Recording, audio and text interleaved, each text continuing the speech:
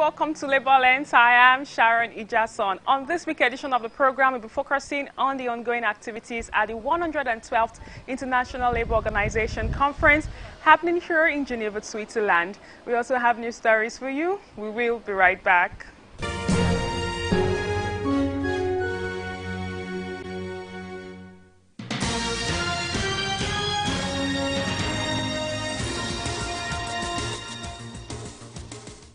Nigeria's Tripartite Committee on Minimum Wage has forwarded its recommendations to the President of the Federal Republic of Nigeria.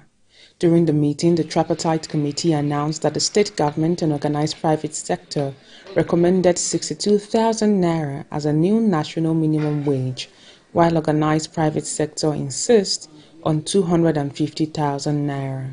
The committee has worked so hard, and the committee has reached agreement.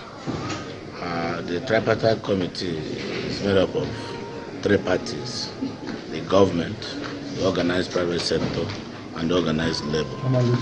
And in the wisdom of the committee, they have put together a recommendation that will be forwarded to Mr. President for further action. The organized private sector and the federal government and the government have agreed on a figure 62,000. The organized labor is still asking for 250,000.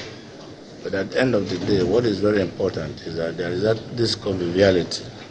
We are talking, is a discussion, and no hostility anymore. And the national anxiety is going to be relaxed as soon as this is made public.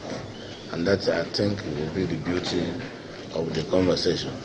And I'm very happy that we've been able to manage this temptation to befriend our nation, so that the government can face their business and Nigerians also can be relaxed and go about their businesses without fear of any further embarrassment. President of the Trade Union Congress of Nigeria addressed the press following the development. As we are currently, the OPS, organized private sector, and the government side, they have recommended 62,000 naira to be the minimum wage. But for us, from labor, we felt that with the current economic hardship and with the difficulty in the land, that the sum of 200,000 naira, the sum of 250,000 naira should be the what would be okay as the minimum wage. So these, we are going to sign a report. We forward this position to Mr. President. You know, this committee is to make recommendation to Mr. President. So we forward it to Mr. President, and Mr. President will make a recommendation to the National Assembly, and we'll keep pushing to ensure that we have a wage that is that stands the test of time in Nigeria. Meanwhile, the Director General of the Nigeria Employers Consultative Association spoke on the need for businesses to be sustained for national development. We are desirous of the ability to continue to protect jobs. We are desirous of not frustrating or destroying the SMEs, the small and medium scale enterprises. We are desirous of ensuring that the ongoing plan to formalize the informal sector is not derailed, because if the informal sector will perceive what is happening in the formal sector and realize, look, this could be a fate that they will suffer, then you have many informal sector operators deciding not to just move from the informal sector to the formal sector. And if we really want to move from the less developed country toga, I think we cannot afford to toy with development of the informal sector. We cannot afford to toy with the development of the small and medium scale enterprises. And we cannot afford to toy even with the wages of workers.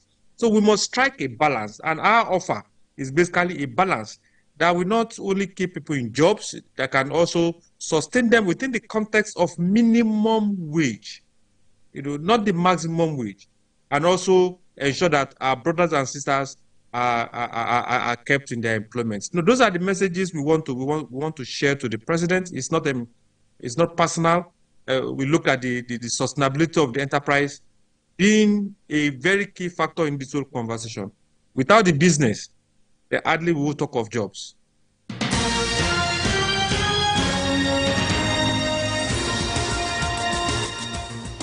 Nigeria is in the middle of a minimum wage crisis. On Monday, economic activities, including essential services, were grounded nationwide.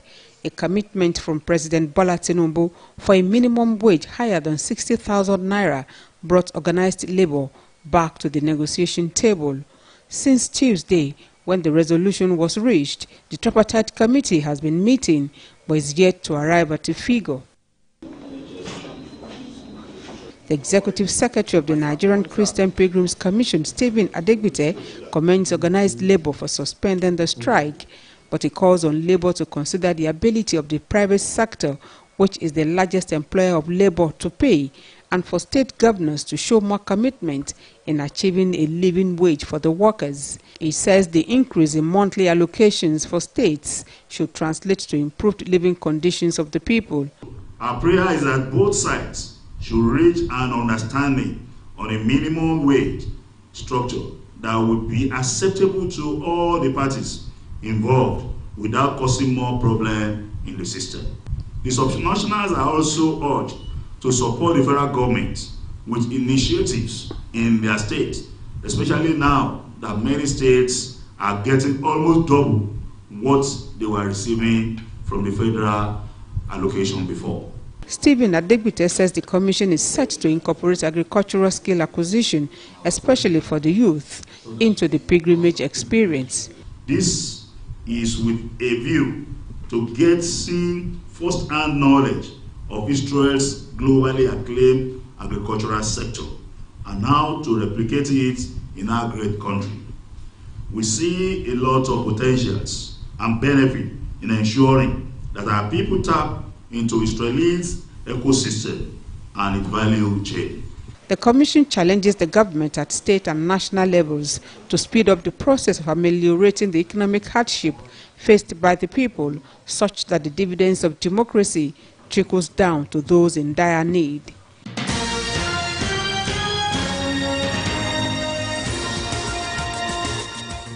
The Nigeria Governors Forum says the 60,000 naira minimum wage proposal of the federal government is not sustainable and cannot fly. They say this will simply mean many states will spend all their federal allocations on just paying salaries with nothing left for development purposes, and a few states will end up borrowing to pay workers every month. The NGF says this is not in the collective interest of the country, including workers. The governors appeal that all parties involved, especially the labor unions, consider all the socio-economic variables and settle for an agreement that is sustainable and fair to all other segments of the society who have legitimate claim to public resources. The forum urges all parties to consider the fact that the minimum wage negotiations also involve consequential adjustments across all cadres, including pensioners.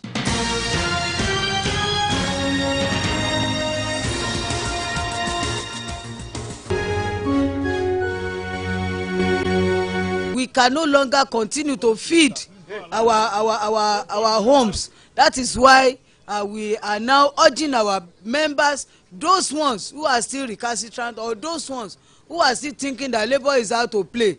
This is not about joke. This is not a joking matter. This is not a playing matter. This is about our lives. It's a little bit surprising, but it's still not surprising because things like this can happen in Nigeria. And then another thing again, I was hopeful that maybe in 4 or 5 hours' time, it can be resolved.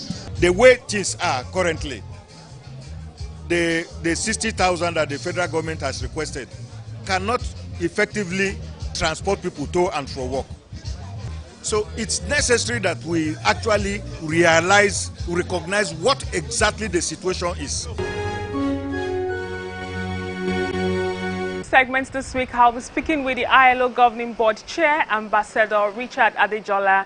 It brings us up to speed on activities at the ILO conference while highlighting some of the achievements of the Governing Board in the last 1 year. I have the honor to present my report to you as document ILC.112/report 1, parenthesis C. The report I am submitting to the conference contains a summary of the most salient discussions that took place in the governing body since the 111th session of the conference.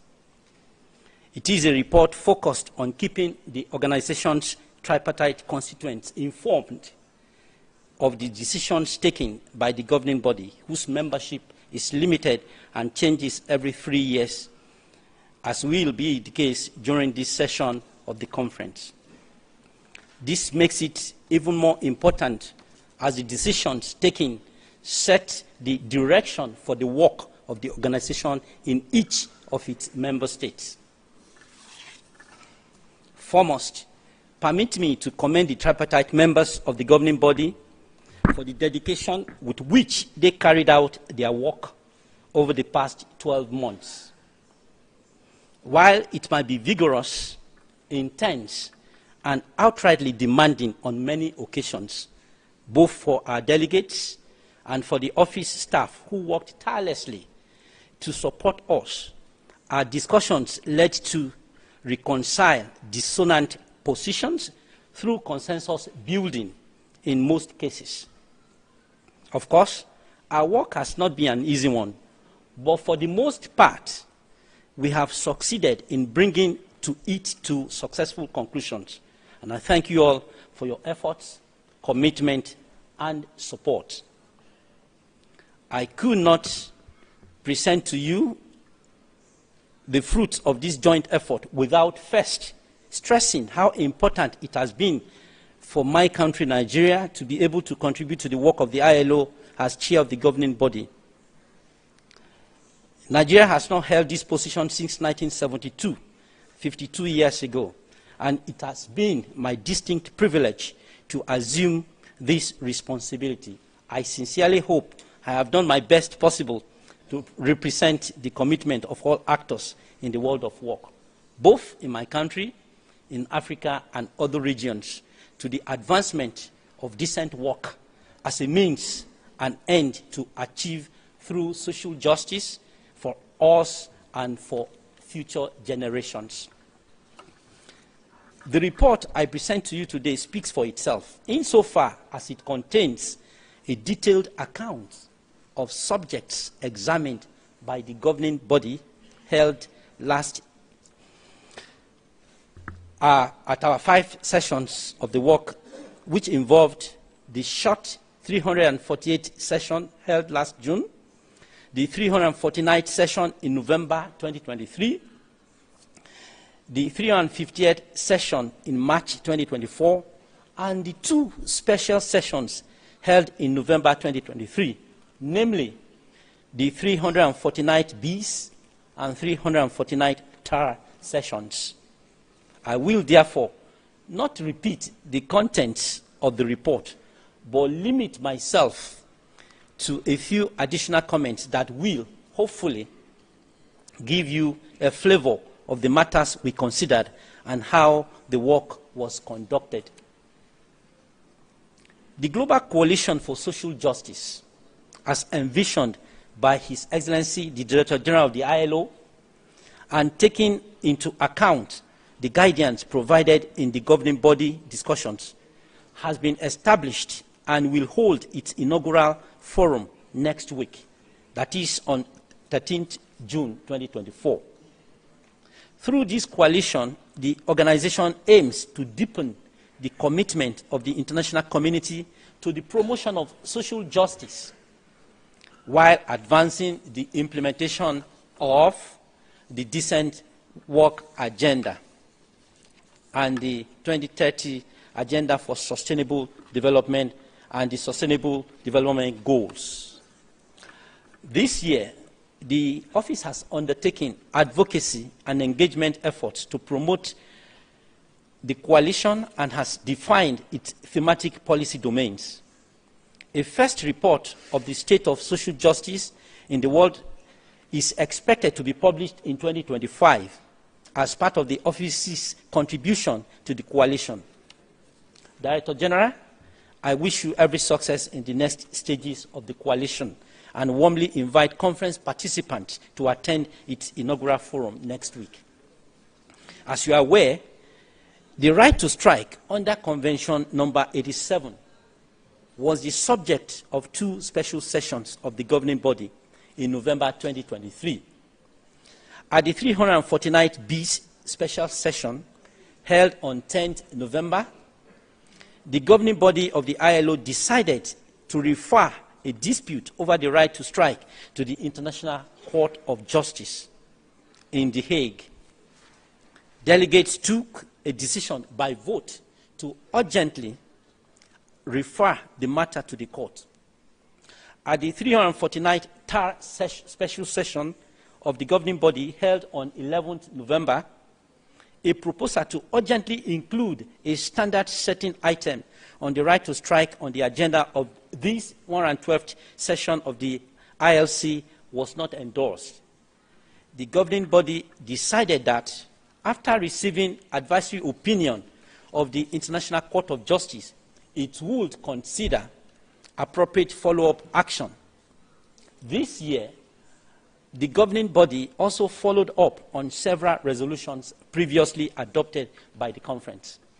This included the resolution concerning the second recurrent discussion on labor protection and the resolution concerning a just transition towards environmentally sustainable economies and societies for all. The governing body also followed up on the cases of non-observance of international labor standards under various articles of the ILO Constitution. The discussions that took place in this context once again proved that by combining the standard-setting function of the organization with the clear political will of member states whose cases were examined, results in favor of social dialogue and social justice could be achieved. I would therefore like to commend constituents from all member states whose cases have been on the governing body's agenda this year for their commitment and resolve to promote the principles and values that motivate our collective action every day.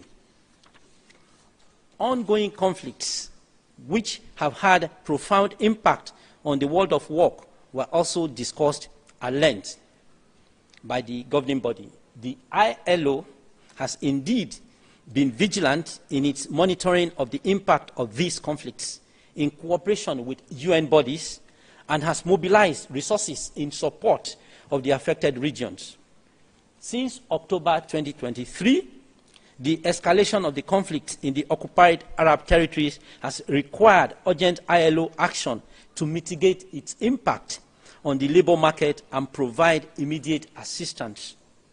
A special sitting to be held this Thursday, 6th June, will also allow us to discuss the appendix to the Director General's report on that subject.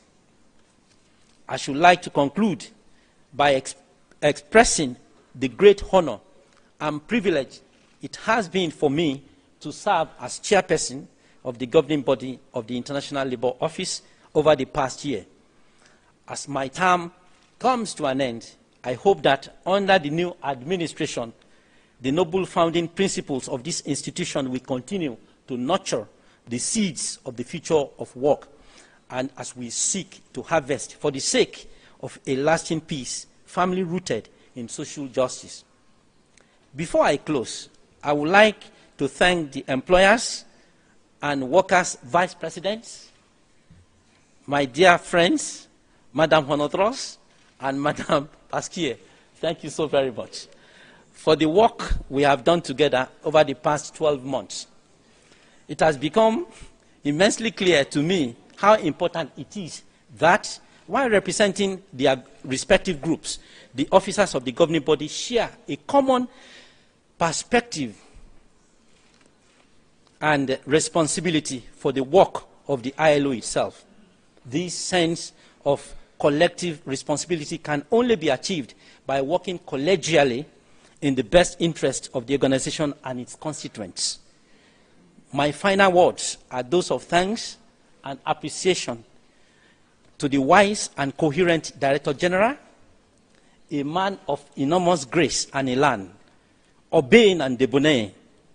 I can truly confirm his eloquent inaugural speech commitment when he said to be Director General of nobody and the Director General of everybody from all regions across the world, as well as his total readiness to represent and advocate that the views of all tripartite constituents of the organization. It has been such a huge honor to work with and learn from the DG. I also commend the positivity and professionalism demonstrated by the Deputy Director General, together with the 5 Assistant Director Generals, the directors, and their teams for the constant support they provided. Finally, I profoundly acknowledge my very own President, His Excellency Asiwaju Bola Ahmed Tinubu, DCFR, President of the Federal Republic of Nigeria, for the opportunity given me to serve in this capacity. I am truly and exceedingly grateful. I look forward to meeting you again at the 351st session of the governing body, which will take place on Saturday, 15 June, at which point I will be baton to my successor. With these words, Mr. President, ladies and gentlemen, I present to you my report on the work of the governing body for the period June 2023 to June 2024. And that's all we can take on today's edition of the program. Join us next week for a fresh edition of the show. I am Sharon Ijason. Thanks for watching, and remember that labor creates wealth.